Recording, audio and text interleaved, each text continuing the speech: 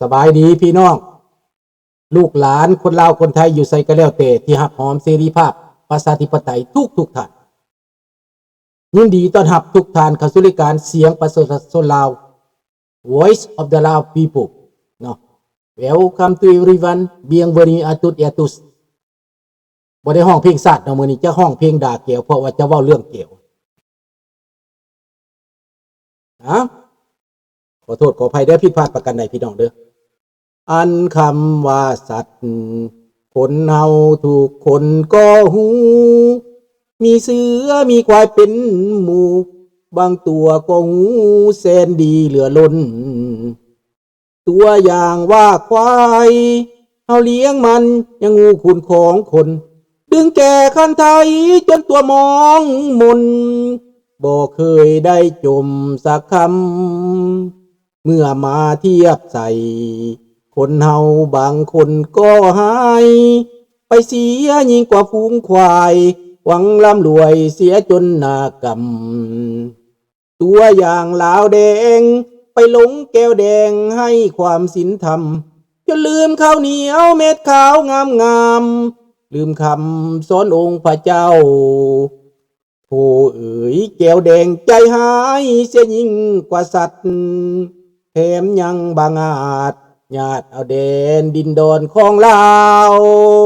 เที่ยวฆ่าเที่ยวแกงคนลาวนี้ตายป้าเอือนเป็นเป่าโบราณควันเมืองเก่าๆทำลายเสียได้หลงคอเพื่อนลาวหลงผิดจะไปเสื้อฟังคำเขามีไผหักหอมเมืองลาวยิ่งกว่าลาวนี้จะมีหรือบ่น้ำตาลาวไหลเป็นน้อยเป็นพันก็เพื่อหวังรอว่าอยากเห็นเมืองลาวนี้ก็สร้างตัวเพื่อคนลาวเองเอาขอบใจเด้อ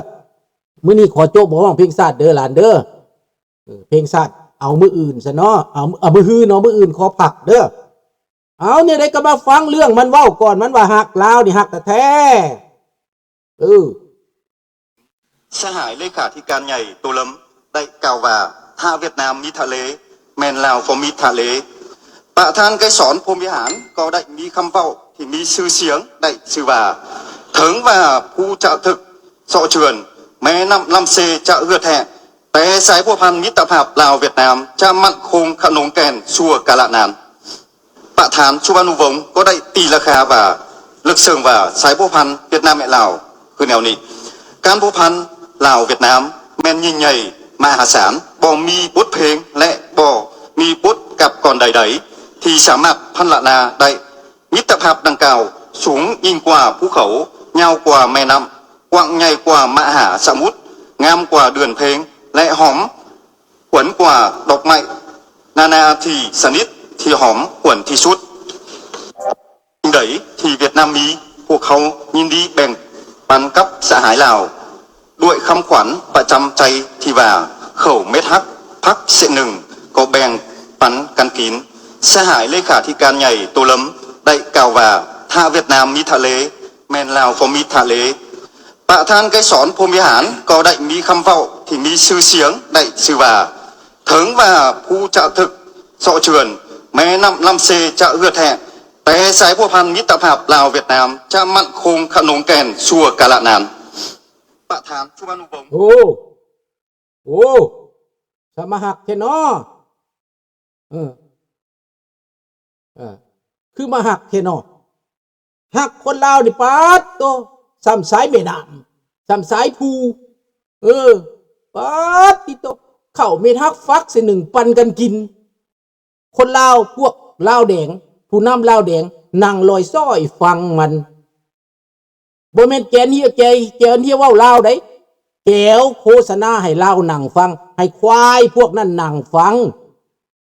พวกคณะรัฐบาลลาวนั่งฟังต้องไปฟังอยู่ฮานอยพวกเจ้าว่ามันปกติบ่นี่นะมันบ่ปกติได้พี่น้อง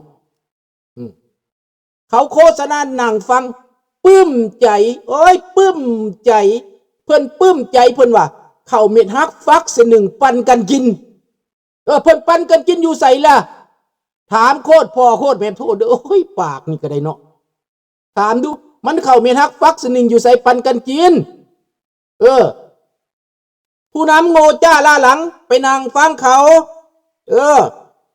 นั่งฟังกันลอยซ้อยอยู่พี่น้องเอ้ยจังแมนมันขักจังแมนมันงามจังแมนมันมวนความหักเพิ่นนั้นยาวสำสายฟูหักกันขนาดผู้คนเหลียวกับปีนไปเพิ่นว่าไต่ไปหาได้ผลความหักเพิ่นนั้นเพิ่นหักหลายได้โอ้ยหอมหลายได้ไม้ได้บ่อแฮได้เป็นเจ้าเมืองลาวสุดแหละมันหักหลายแหละควายหมักฟังเนาะพวกควายพวกนี้หมักฟังหูตั้งศพหลบอยู่ก็แก้วสองโตนั่นแหละแก้วทองลุ้นแก้วสอนไซแก้วเงี้ยนไก่ส่งแก้วเงี้ยนตาหยานนั่นแหละมันหมักที่สุดเพราะว่าแก้วว่าเรื่องแก้วว่ามันหักคนลาวแม่นเด้อพี่น้องเอ้ยแม่นเด้อมันหักหลายมันหักอยากจกจักจกไตมันหักจะกินตับกินไตคนลาวนี่แหละหักพวกควายแต่ว่าข้าพเจ้าได้ไปฟังบักหนึ่ง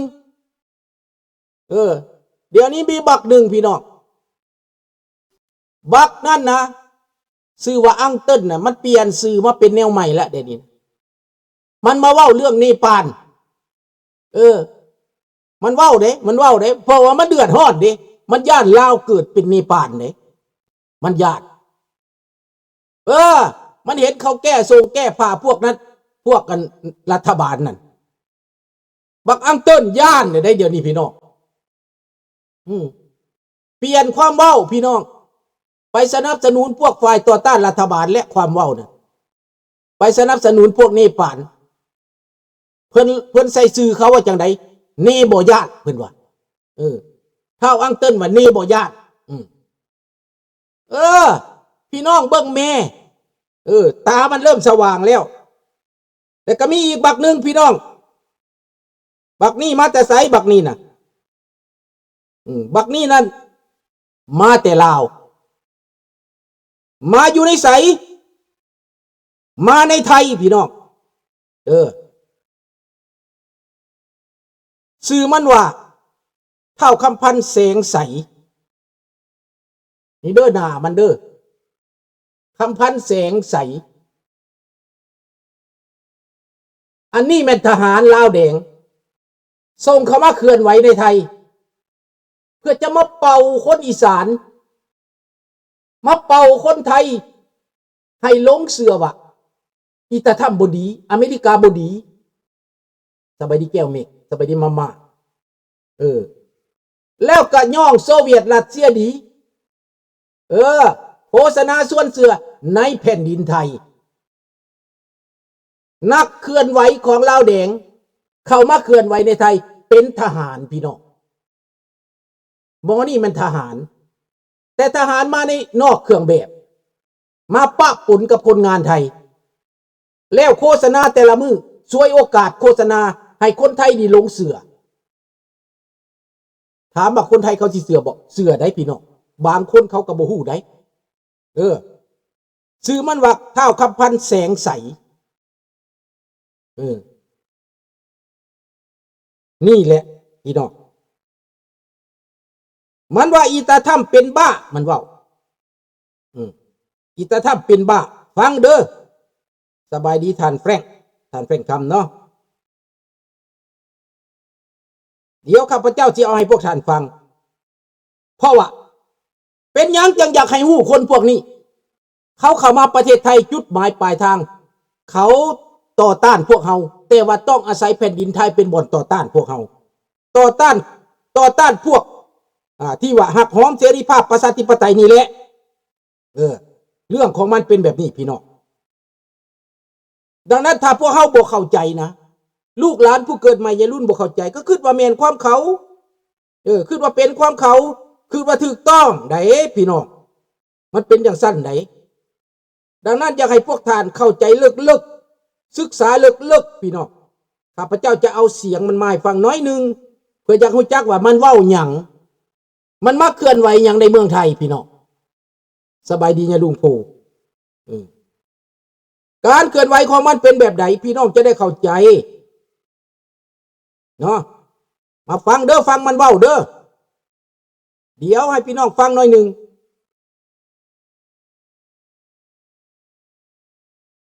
พิบาลลูกพิบาลเนาะส่วนร้านเขาสิว่าบักทำพิบาลเนาะ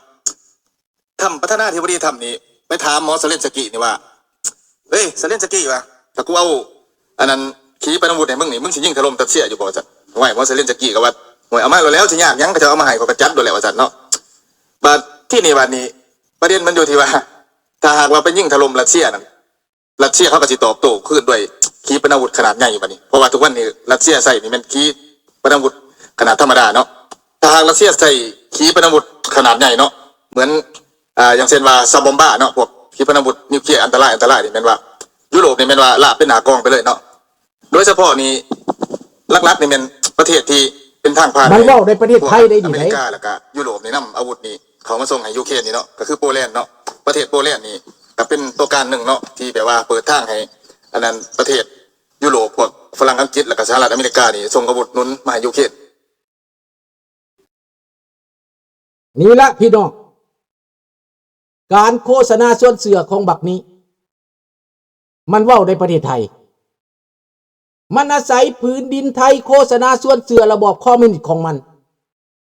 คนไทยบางคนถ้าฟังบ่เข้าใจนี่ก็ว่าแม่นความมันไดว่าแม่นความมันไดการแทรกแซงเขาบ่ได้ถือปืนมาแทรกแซงเขาใส่ปากใส่ความคิดใส่อุดมการณ์ของเขามาโฆษณาในเมืองไทยได